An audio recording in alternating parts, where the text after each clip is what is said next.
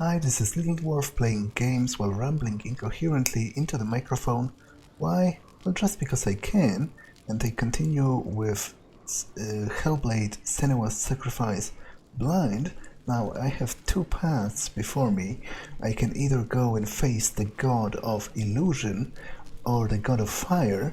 I think I'll choose the god of fire first, because the god of illusion seems to indicate a much higher possibility of really trippy stuff. So, as I'm very much a fan of that, I would rather savor it later, and for now, let's go with the more straightforward one. At least, I'm assuming he's going to be more straightforward. I must say, I didn't learn very much during the short combat introduction. So, whoa. Okay, that's trippy. There's literally like a face in the waterfall, right? Or am I myself going crazy as well? Like, that's very clearly a face. It might even be like Senua herself, only old, because it has a pretty distinct headpiece that seems to match this one in its shape. I guess I'll see what happens. Yeah, that's very clearly a face. I was somehow thinking it's going to disappear when I get closer. Senua, we each walk these lands gazing towards different horizons, some of us further than others. Your father cannot see what you see, but there is nothing wrong with seeing the world the way you do.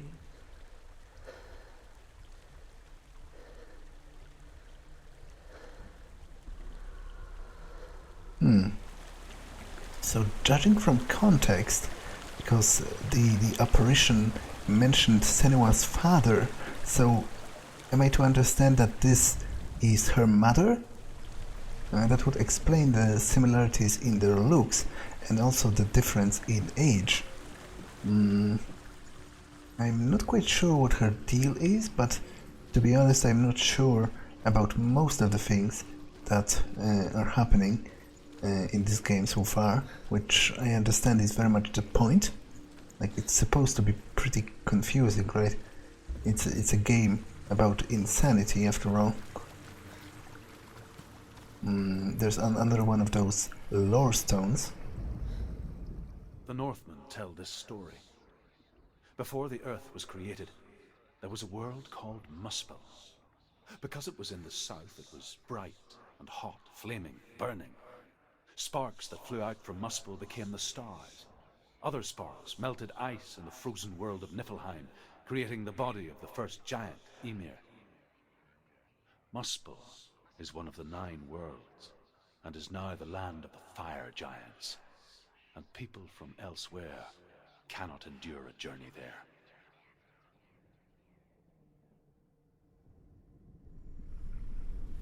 So it's interesting. It's another detail I didn't really know, or at least I didn't have it contextualized in my mind. But apparently, judging from what he just told me, like the various worlds in the Norse mythology had like a distinct order in which they were created, and their creation like was almost like a cascade, because some of the events in one of the worlds caused another world to be, to be born. It's interesting. I must say, for a supposed kingdom of a fire god, this location very much lacks fire. You even have pretty, large trees. Oh, there's somebody crucified here, of course.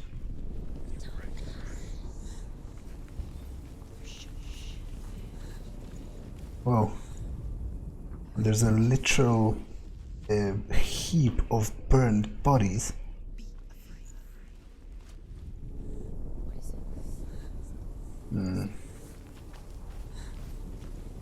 Yeah, but in general there is a whole lot of wood around here in a distinctly unburned state. But I guess maybe I didn't enter the proper realm of the fire god yet.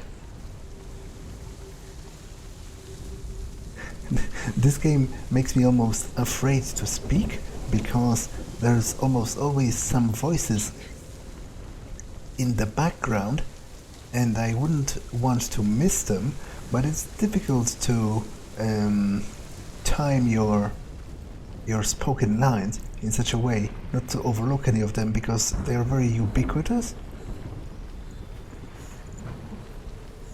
Ah, I guess this might be the entrance. Whoa.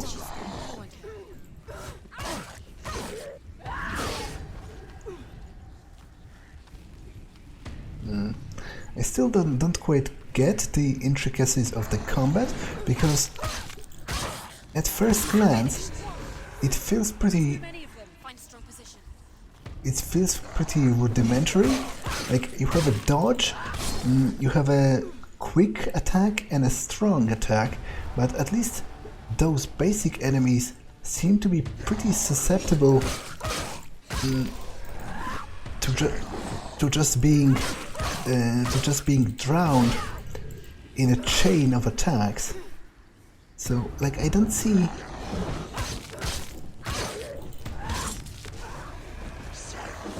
Even if I would like to be more, to be more finesse, I'm not quite sure what else could I do. If simply drowning them in a flurry of attacks is so effective in the first place. Okay, are they respawning or what? It very much seems so. But it also seems like I'm glued to them, and I'm not sure what's the button to leave. Oh, I guess they weren't respawning. There was a limited set of them, and I just killed them all. I guess this is the gate, and I'm probably supposed to find the corresponding runes, right?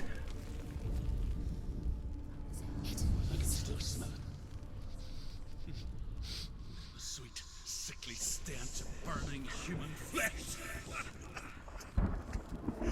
And I still hear their cries carried in the wind. Do you hear them too, Senua? Yes, I heard their screams, and I still hear them now.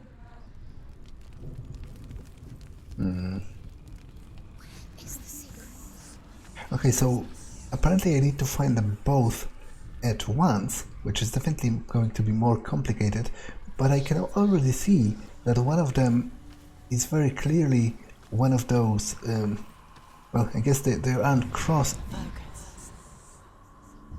Are they screaming? Oh, okay.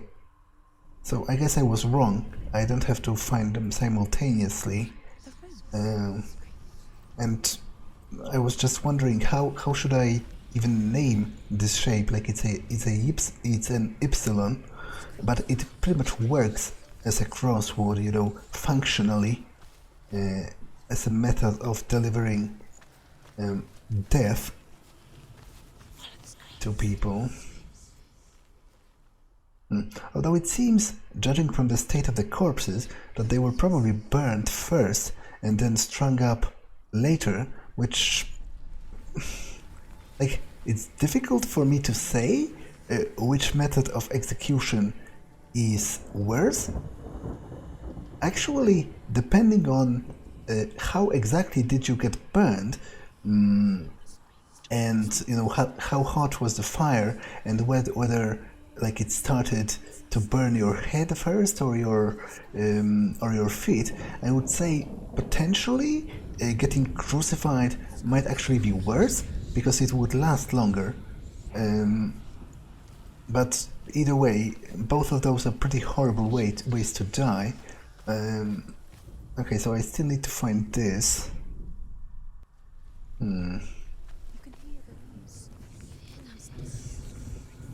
Yeah, I'm very much in love with this concept. It's a very cool idea for a puzzle, because it makes you look around and appreciate the small details in the environment. And I guess it might also be symbolic towards, the idea of a human mind finding patterns and assigning huge importance to things that are seemingly natural and random, and yet some people, not even necessarily mentally ill people, all people, it's a natural mechanism. We find meaning in things that are supposedly meaningless. Like, there's even a special name for that, but I don't remember it at the moment. There is an actual psychological term for the human propensity for, like, finding shapes resembling a human face in things. We seem to find eyes and mouths everywhere, little smiley faces or whatever. It has a special name, but I don't remember it at the moment. Probably going to put it in a description. Okay, so it's very clearly not here, although I am kind of interested by this shape that it is forming, like, on the right of this chasm from time to time, like over here, for example. Because I'm not sure if it's just fog or a cloud. It looks almost like, I don't know, it looks like it's somehow significant, but I'm not sure. Oh, wait, maybe the... No, that's not going to work, because for a second I thought maybe one of the runes on the actual lore stones is going to be the same rune that I'm going to use to solve the puzzle, but even if it was, that's simply not the same rune on this lore stone, at least. And I doubt it's out here, because it's sort of outside the area, like the guarded area behind the door. So I think I should look inside here.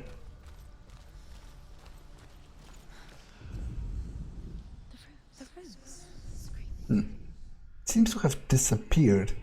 Did it reset because I... did it reset because I left? That's actually quite a sensible assumption, all things considered. So I guess I'll have to go back to the gate. Now I hope the enemies, at the very least, won't respawn.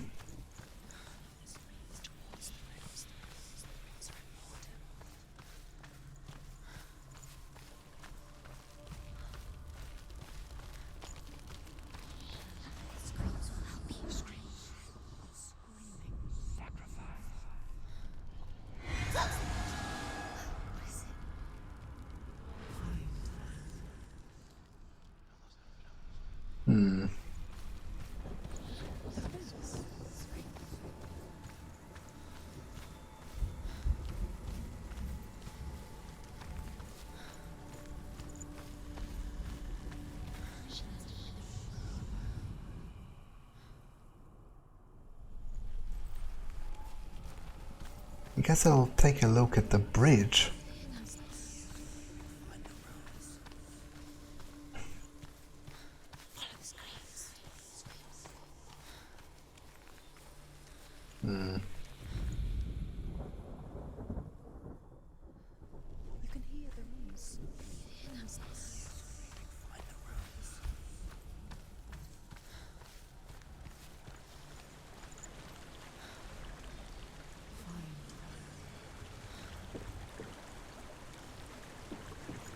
Okay, so none of those shapes look similar.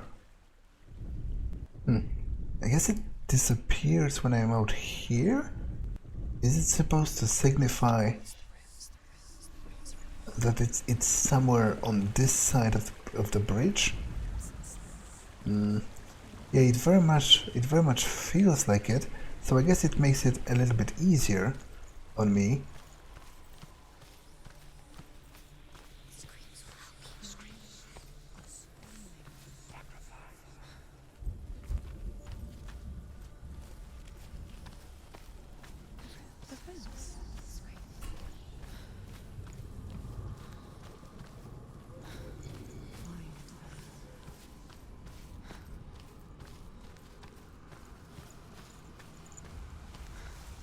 Ah, okay.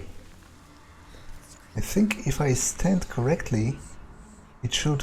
from the other side, because the beam is pointing to the wrong direction, but I think those two wooden poles should form the correct symbol if I look at them from the right angle. But I can't quite see them from here.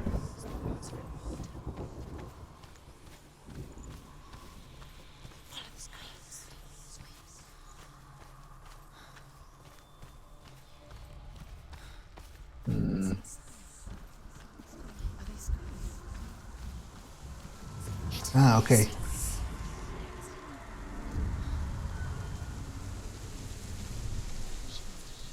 Yeah, I'm Path to Helheim is sealed to the living, but you already walk amongst the dead. Look towards the gate, and you will see that it has opened. I'm very much in love with this concept. It's very simple, but it's also very cool.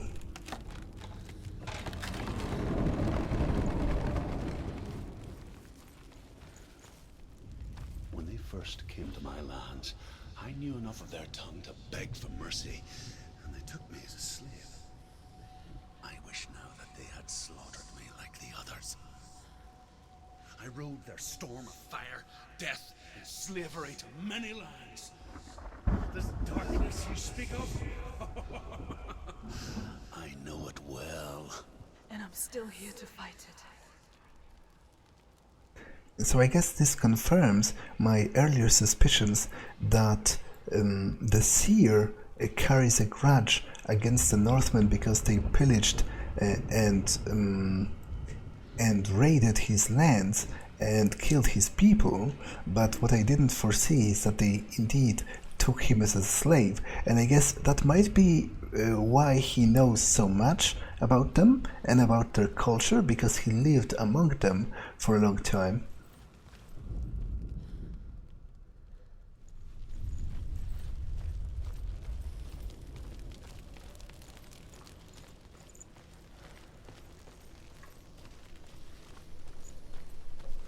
There's a fire in the distance, which I guess shouldn't surprise me, seeing how I'm approaching the domain of a literal fire god.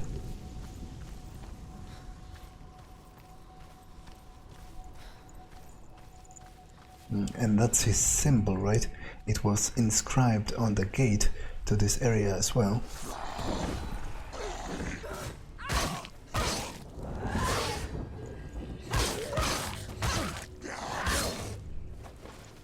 Finish this! End it now!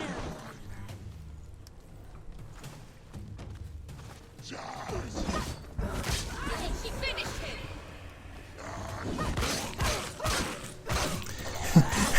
I must say, it's kind of weird how, at least so far, the enemies are pretty courteously spawning one by one, as if they didn't want to overwhelm me.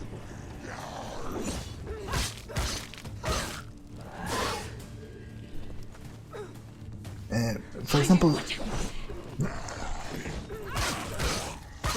now there are two of them, but they are still not really attacking simultaneously most of the time. Like, they kind of are, but... Oh, I'm dead, I think. Which is bad, because there is this permanent mechanic with the rot that is threatening to consume all of Senua's body if I fail too much at the game.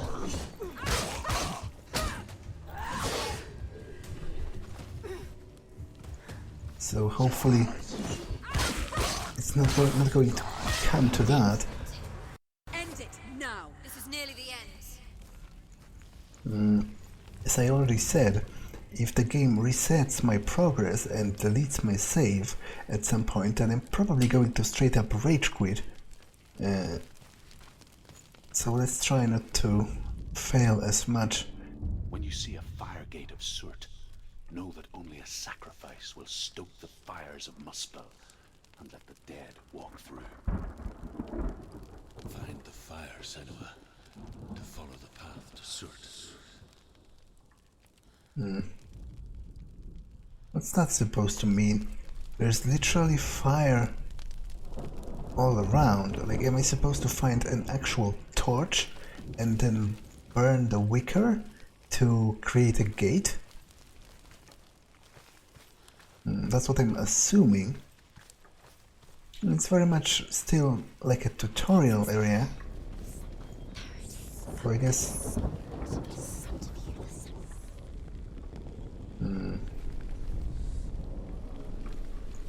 So I guess the game is going to be pretty forgiving to me.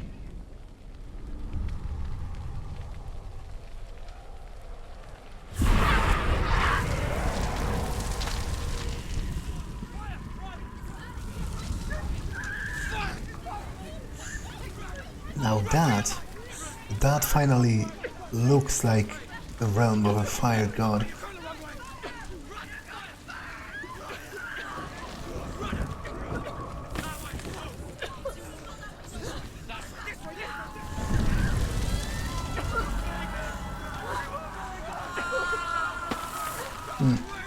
I'm literally making people crumble into dust by touching them. Did I suffocate to death?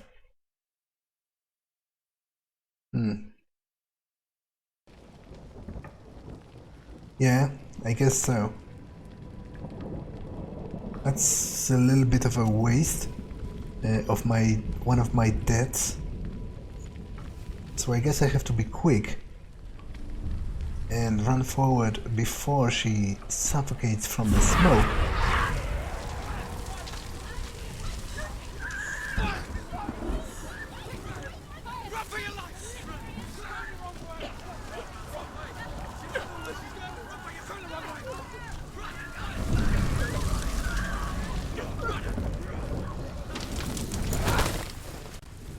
Hell will not give you the answers you want. But you mustn't look away from the horrors it does offer. Because you cannot overcome suffering if you refuse to look at it.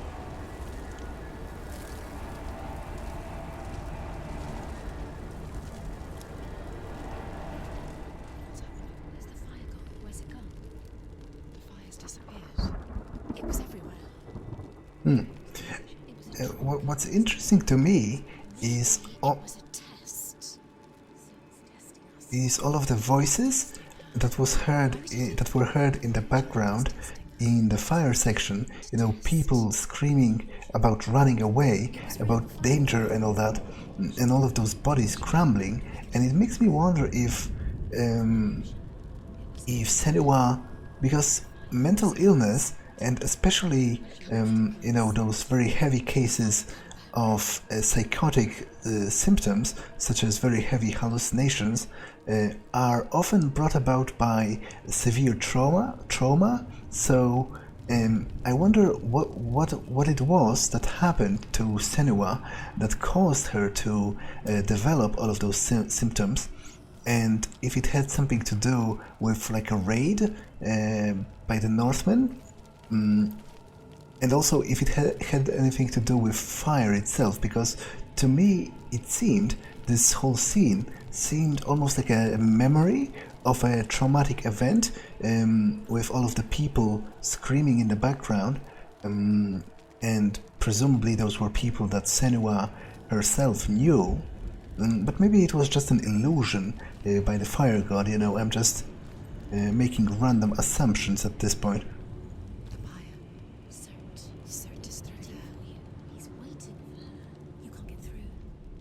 She get through? She'll need to find another way. Truth set find your own path. There's always another way. There's always a way. Find your own way. You just have to find it. Is waiting for you. It was never going to be that easy. Okay, there's another one of those lore stones here. Let's listen to it. The Northmen say that the defender of Muspel is called Surt, the foremost of the fire giants. His name means the Black One, because he is like something burnt. The Northmen believe that he sits at the border of Muspel with his flaming sword, and at the end of the world he will leave his post. He will travel to Asgard and Midgard, waging war against all the gods. He will be victorious, and then burn the whole world with fire.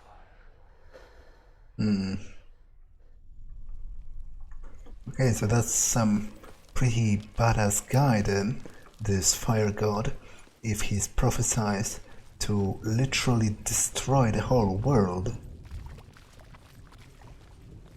It's another one of those gates, so I'm supposed to find... Another gate. She needs to find it. Another fire sacrifice. Another fire sacrifice. Another sacrifice. It's too far. She'll never find it. She'll never make her way back. She needs to remember the way back. What happens when she finds it? Remember. Everything will burn.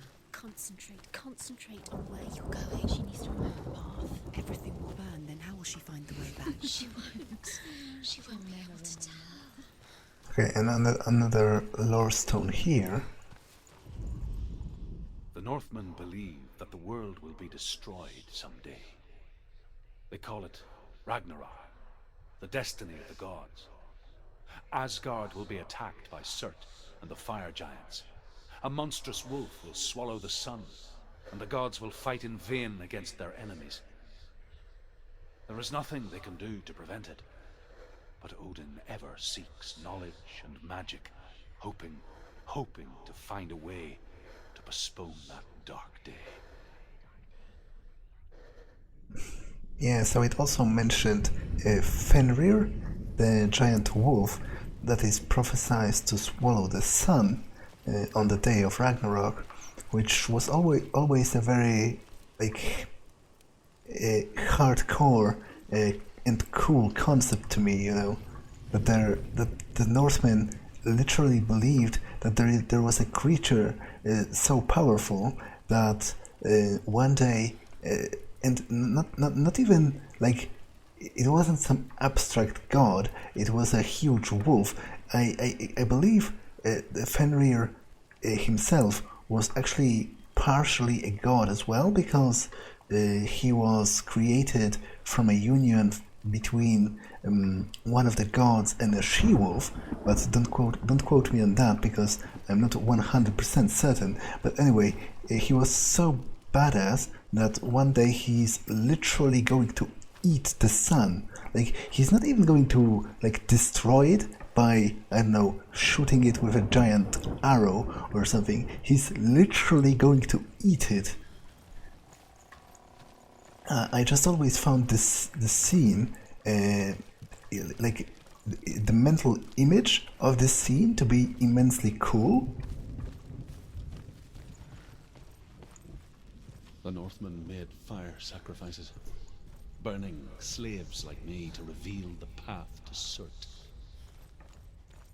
I searched for meaning in their suffering, in their eyes, but they just screamed like helpless pigs.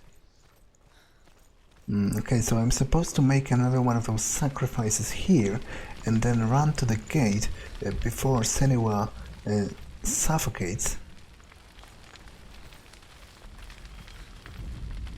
So let's try it.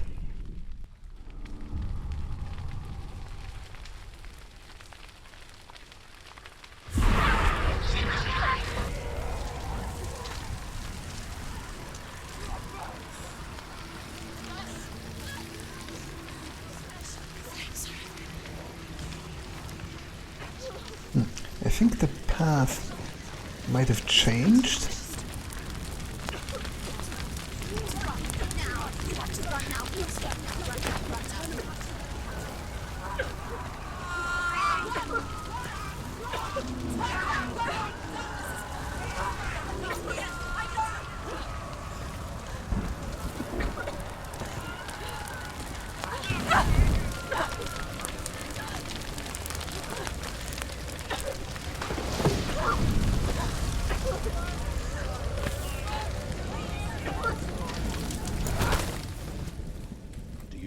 gods answer your prayers, Senua.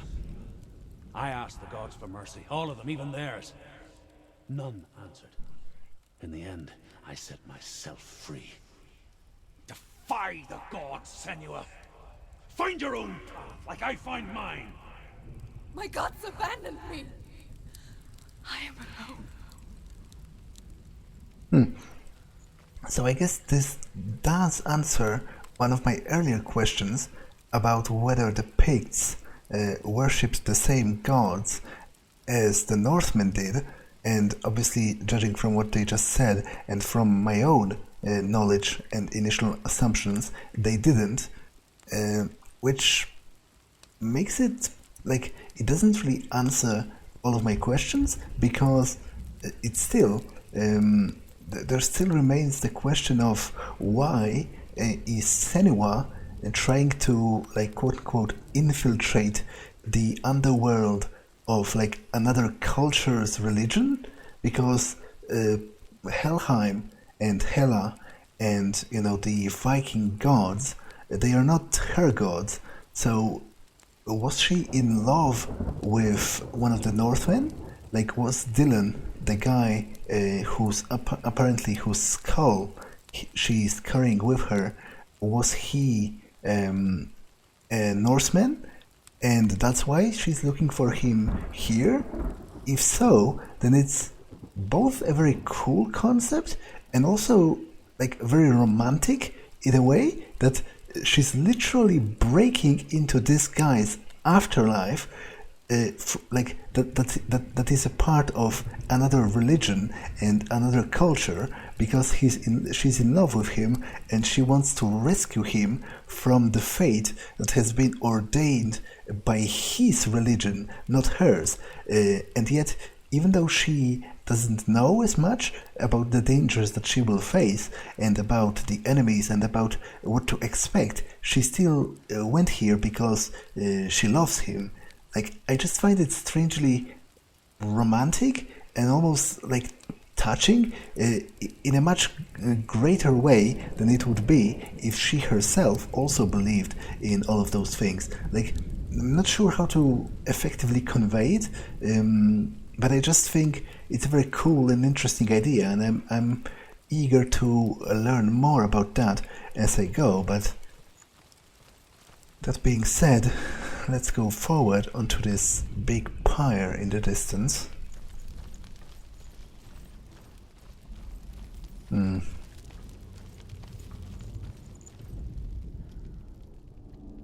the fire, Senua, to follow the path to Surt. Okay, I must say I'm a little starting to get a little tired of the constant repetition of those fire gates, because unlike the rune puzzles, they aren't really puzzles anymore, you know? It's just a constant repetition of running around in a fiery environment.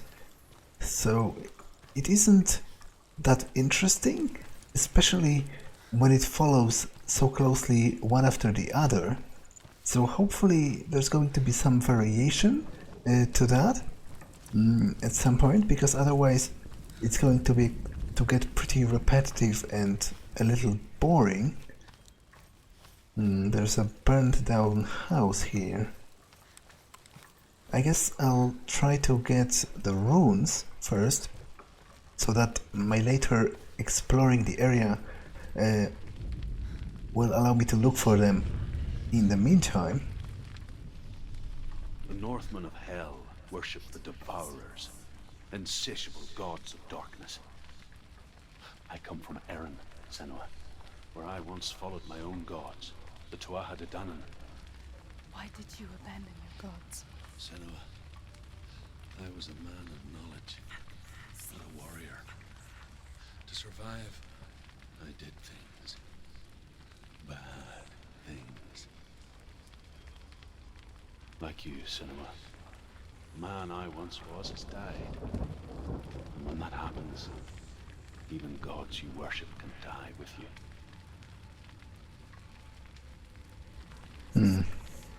Okay, so Tuatha De Danann, I think it translates to like the golden people or something like that, and they are.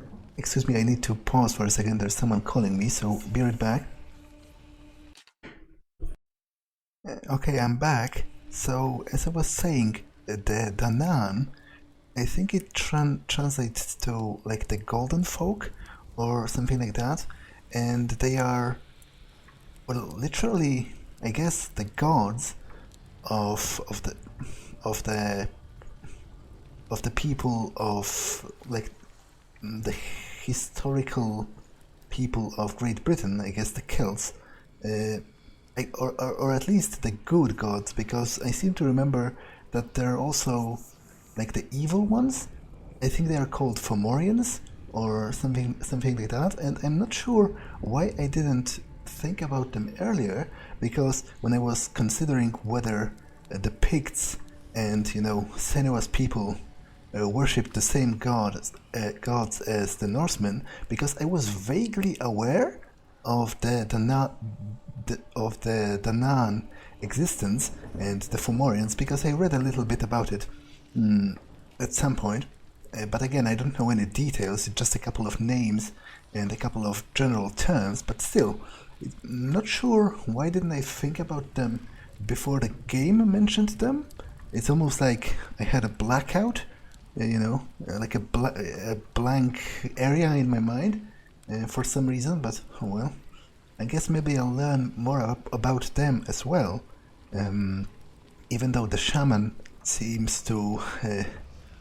seems that he doesn't hold them in that high of a regard, which I can definitely understand, because after your people have been slaughtered and you yourself have been captured by the enemy, then it must seem that your gods have at this point pretty much forgotten you. Okay, this looks kind of like this R rune, but apparently not.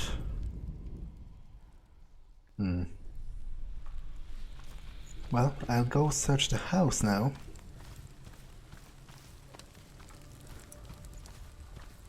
Yeah, I didn't want to do it earlier because I wanted to, have the runes in mind while I was looking through the area. So let's go up here.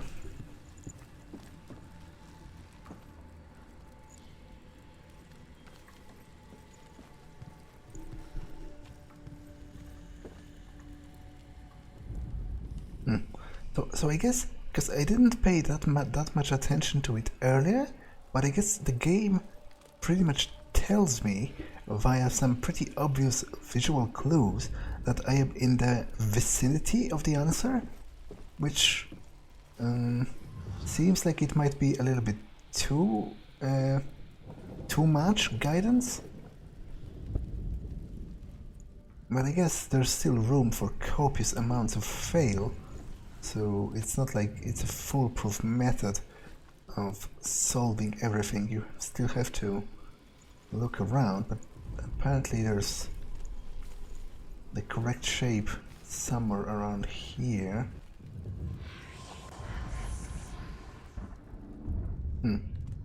Okay, I think that's a little bit bullshit. Like, that wasn't there. She literally, like, I understand it's probably the point that she makes it up in her mind, but still, like, there was nothing there, I think. There wasn't anything distinct about this shape, and to be honest, if the game didn't signal to me that I should check this particular area, I probably wouldn't have noticed that in a million years. Because I'm pretty convinced there was nothing there until I highlighted it. It wasn't like the ground wasn't a different color or anything. I just did it because the game strongly suggested that I should do it. But maybe I myself am insane, or at least blind, which are two totally distinct and different states that have nothing to do with each other.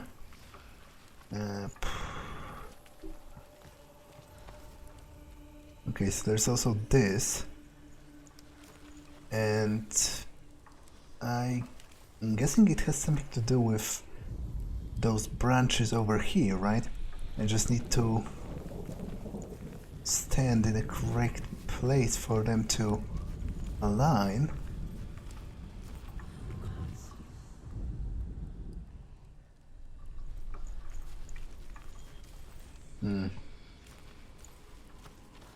Yeah, it is pretty generous with the clues overall, because, like, I'm not sure why I didn't pay that much attention to it the first time. You know, the actual symbol flashing in the air all around you, but it only happens in a very particular location. Like, for example, if I go back here, it doesn't happen any longer, so it very clearly signifies to me that the correct rune is somewhere around here, and I'm almost certain it has something to do with those branches in particular. I just need to somehow align them correctly.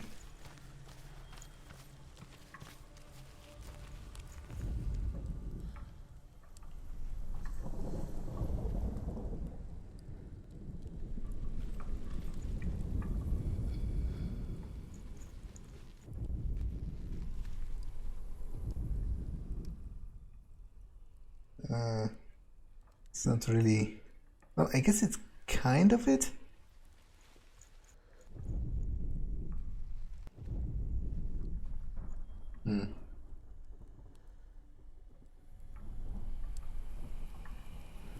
Yeah, I think that should count. It's close enough. Though, I guess it's the other way around, so maybe I'm just an idiot in addition to being blind. It very clearly has something to do with those particular trees, but if I look at them from this angle, it no longer flashes the symbols all around me, so it seems to be a clear indication. Oh, there's a particular angle I'm supposed to look at them from, and it's at the very least from here, because it no longer works when I'm here.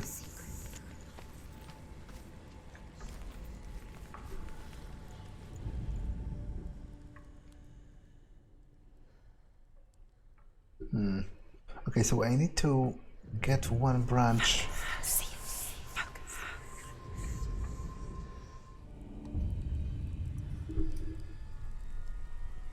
Okay, and that should get me through the gate here.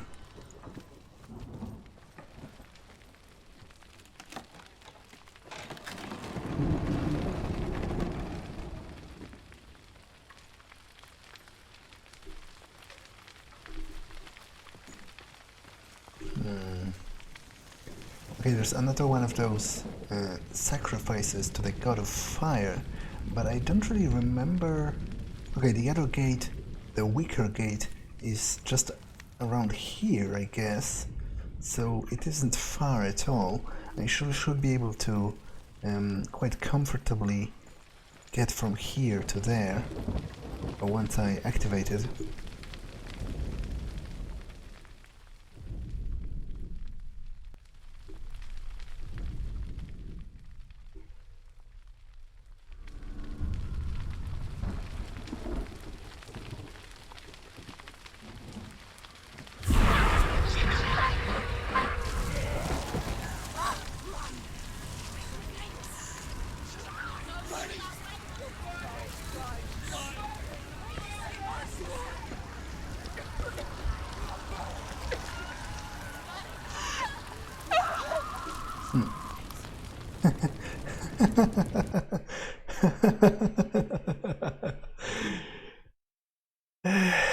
I guess I probably shouldn't have run straight into the fire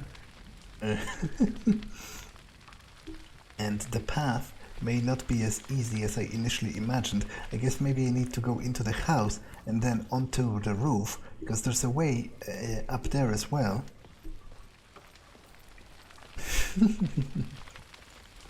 Yeah, I guess I'm a little bit of an idiot, am I not?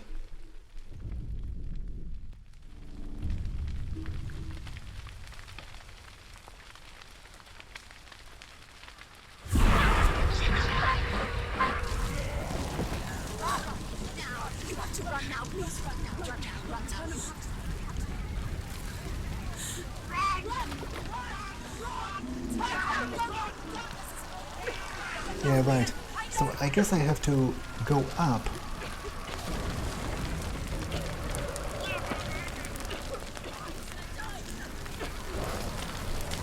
Although...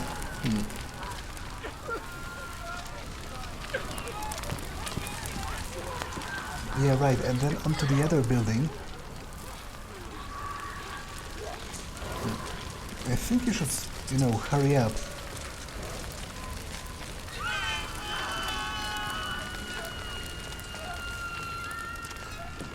And then down here, and then to the right.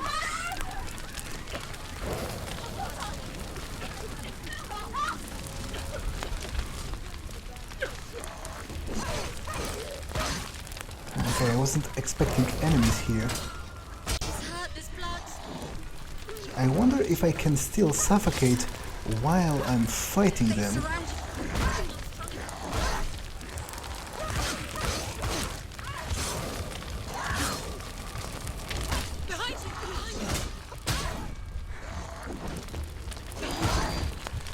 Okay, I think I'm dead. Yeah, right. Damn it.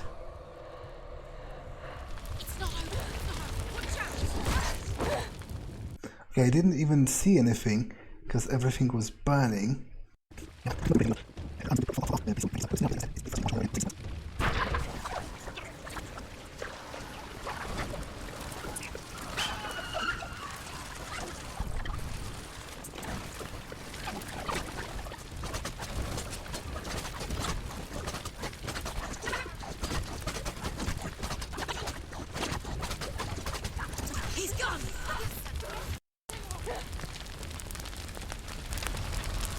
Okay, now, hopefully I'm not going to suffocate now.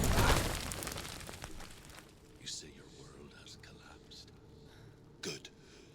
Let it collapse, and have the courage to shed your tears. Raise your world to the prime! My world is dead. Only then, as with a newborn, will you see the world anew. No, I see nothing now. Now, I saw one of those lore stones around here, but I was afraid to stop and activate it while the flames were around. The Northmen say that at Ragnarok, the sons of Muspel will travel to battle in the ship called Naglfar, the corpse ship. And when the sons of Muspel leave the ship and ride to battle, it will be as though the sky had split open, and Surt will lead them. Wherever he goes, flame will erupt before him, and fires will burn behind him. Now, I'm not sure if...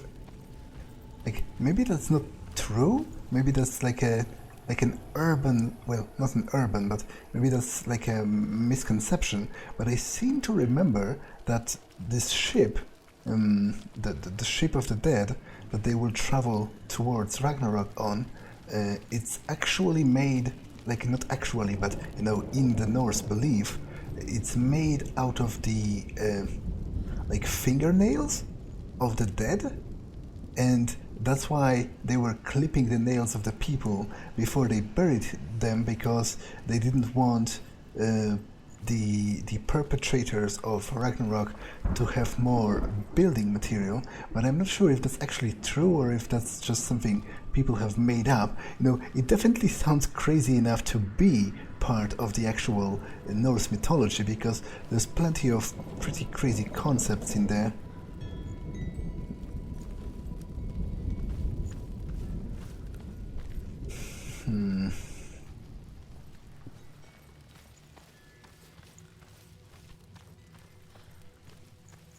Okay, so there are more runes here. I guess I'll go to the gate and activate it so that I can go around and look for the runes while exploring the area anyway. Okay, there's another lore stone here. The Northmen say that what we see as a rainbow is the bridge that goes from the world of men to the world of the gods. For now, they say the frost giants and the mountain giants cannot cross it. But they say that when Ragnarok comes, not a thing in this world will be safe. The Rainbow Bridge will break under the onslaught of the fire giants riding on flaming steeds.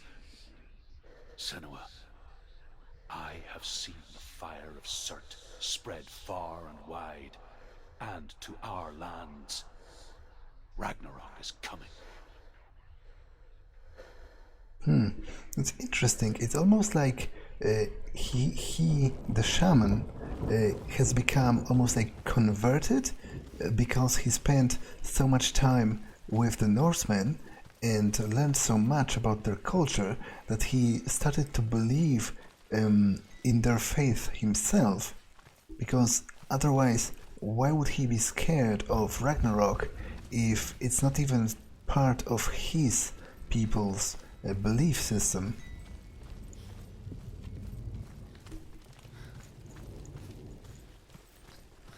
Okay, I need to go down here, I guess.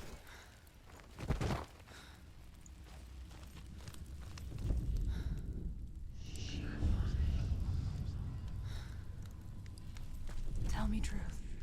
How did you escape your darkness? Senua, once I found my purpose, I was no longer enslaved to the suffering I had to endure to reach it. Unclouded by fear, I could see it clearly in others. Even my captors feared the fire of Surt. And so, during one raid, I took my chance and ran, knowing that they would not follow. The fool ran into the fire. They left me for dead. Maybe they were right to. But here I am. Free. I'm glad I found you in the wilds. I wouldn't have made it without you.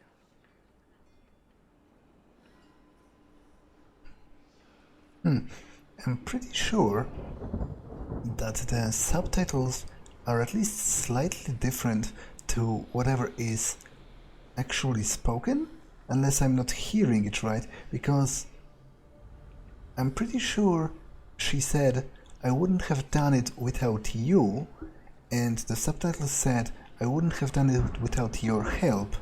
It isn't a huge difference, but if the subtitles are indeed different, then it's just another layer of... then I would assume it's intentional, and it's supposed to confuse you, and add another layer to this uncertainty of if whatever you're seeing is actually real. Okay, so apparently one of the runes supposed to be somewhere around here.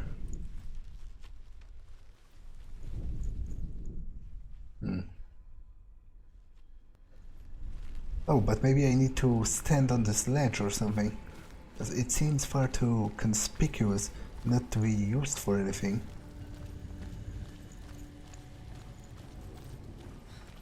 And it would give me a pretty unique vantage point.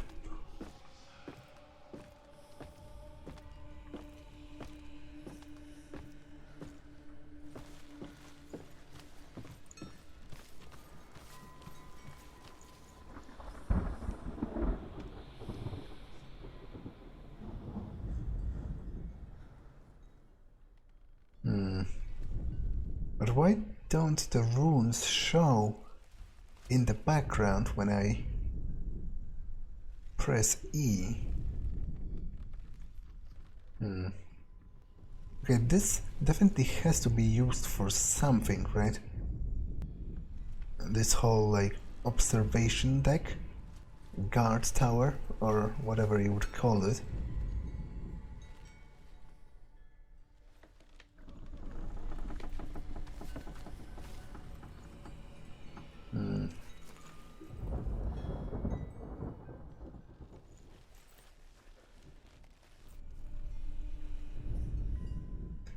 Okay, so I'm supposedly in the right place here, judging from the flashing runes in the background, and yet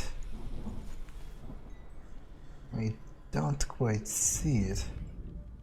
But I guess it's supposed to be one of those it's obvious when you see it types of deals.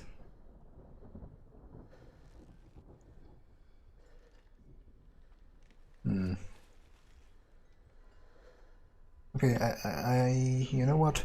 This episode has been long enough, so I'm going to actually end it here, and I'll search for the runes in the next one. So that's all for this one, and I'll see you in the next one.